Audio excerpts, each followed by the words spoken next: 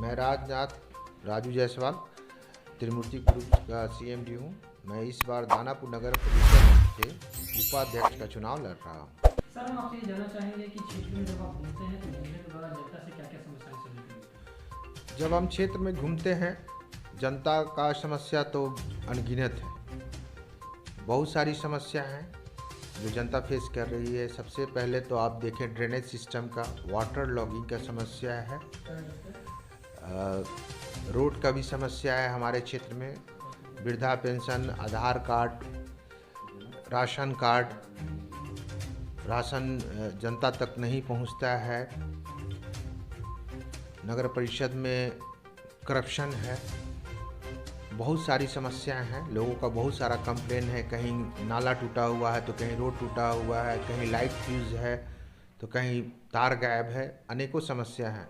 आपके क्षेत्र में शिक्षा और स्वास्थ्य की क्या व्यवस्था है, ये हम आपसे जानना चाहेंगे। हमारे क्षेत्र में शिक्षा जो गवर्नमेंट स्कूल का है पुअर है, बिल्कुल पुअर है। वहाँ कोई व्यवस्था है ही नहीं। आज के डेट में ये लोग अगर अपने बच्चे को शिक्षित करना चाहते हैं तो उन्हें प्राइवेट स्कूल और इंस्टीट्यूशन की तरफ जाना होता है। सरकारी गवर्नमेंट का जो आपका संस्थान है कम्प्लीटली फेलियर है। उसको दुरुस्त करना भी हमारा काम है। सरकार के नया निर्देशानुसार जो है इस बार जो है अध्यक्ष और उपाध्यक्ष पद के चुनाव में डायरेक्ट जो है जनता कमेटी चुनाव करेगी। तो क्या लगता है ये कितना सही है आपके अनुसार? मेरे हिसाब से ये जो सरकार का निर्णय है वो सराहनीय है। ये लोकतांत्रिक प्रक्रिया जो है ये बहुत सराहनीय है, क्योंकि पहले जो होता था जनता वार्ड पार्षद को वोट करती थी और वार्ड पार्षद जीत के जाते थे और वहाँ पर समर्थन जुटाने के चक्कर में मनी का जो खेल चलता था उससे जनता को ही कहीं ना कहीं इनडायरेक्ट वे में हानि होती थी। और ये हो जाने से जनता तय करेगी कि उनके लिए कौन सही उम्मीदवार हैं। कि आपके अनुसार आपके क्षेत्र की वो सबसे बड़ी समस्या बताएं जिसके चलते आपको लगता है कि आपके क्षेत्र का विकास उसके चलते रुका हुआ है। हमारे क्षेत्र का विकास रुका हुआ है। जो नगर परिषद है वहाँ पर सुचारू रूप से काम नहीं किया जाता है। लोग अपने सरकार को बचाने के लिए, वार्ड काउंसलर को खुश करने के लिए योजनाएं देते रहते हैं, जिससे जनता लाभान्वित नहीं हो पाती है।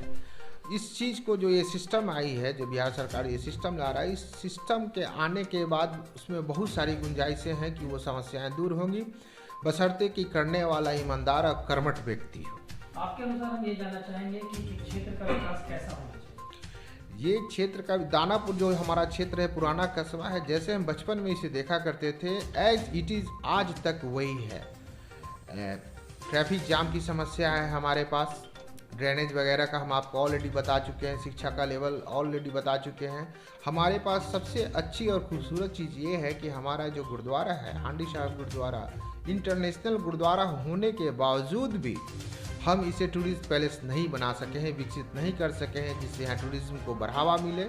अगर यहाँ इसको हम विकसित करते हैं, टूरिज्म को बढ़ावा दिलाते हैं, तो हमारे एरिया का बेरोजगारी खत्म होगी और इस बेरोजगारी खत्म होने से हमारे क्राइम पर भी कंट्रोल होगा। आप उपाध्यक्ष पद के लिए चुनाव लड़ने वाले हैं, तो किन किन मुद्दों के साथ जो है इस बार आप आ रहे हैं चुनाव में? हम चुनाव में तो आपको बेसिकली बता ही दिए हैं। जो हमारा नली गली का जो समस्या है, जो हमारे जनता हैं, जितनी भी योजनाएं हैं उनको डायरेक्ट नहीं मिलती है, बिचौलिए उसमें लग जाते हैं, वो बिचौलियों को ख़त्म करना होगा। शहर को नवीकरण करवाना होगा, सौंदर्यीकरण करवाना होगा। शहर थोड़ा दिखे कि हमारा शहर भी खूबसूरत है, पुराना शहर है हमारा, जो इसका वजूद है वो वजूद दिखता नहीं है, इसको वजूद में लाना होगा। एक आदर्श शहर बनाना है हमें। महिलाओं के लिए खासतौर पर आप क्या करेंगे? महिलाओं जो आज हमारे समाज में, समाज भले ही जितना डेवलप हो जाए, महिला एम्पावरमेंट की जो बातें होती हैं वो है, सही है, कुछ हद तक है, लेकिन आज भी हमारे महिलाएं बहुत शोषित होती हैं अपने घर में। उस शोषण को रोकना है, उनको आज भी एडुकेशन की आवश्यकता है, उन्हें एडुकेट करना है और उनको उनकी सुरक्षा का एक सुदृढ़ पैमाना सेट करना होगा कि वो सुरक्षित रहें, घर में भी और घर से बाहर भी। चुनाव में आप उपाध्यक्ष पद के लिए आप चुनाव लड़ने वाले हैं, तो आप क्षेत्र की जनता से क्या कहना चाहेंगे? हम क्षेत्र की जनता से बस कि आपका वोट बहुत कीमती है और वो आपके भविष्य को तय करता है।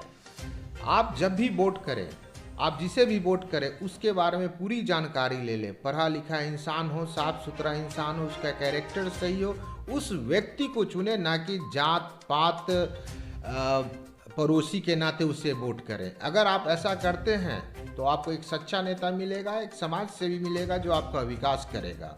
अगर आपका डिसीजन जात पात पे जाती है, अगर आप जात पात और पड़ोसी और रिश्तेदारी पे अगर आप वोट करते हैं तो आपका विकास कभी नहीं होगा। इस चीज़ का ध्यान रखें और पूरी तरह से वोटिंग करें, पूरी ईमानदारी से अपने कैंडिडेट का चयन करें, किसी के दबाव में और किसी के सुझाव में आकर के नहीं। सेल्फ डिसीजन लीजिए कि आपके हित में कौन सही है। हमारे साथ बने रहने के लिए सर आपको बहुत बहुत बहुत धन्यवाद। Thank you very much.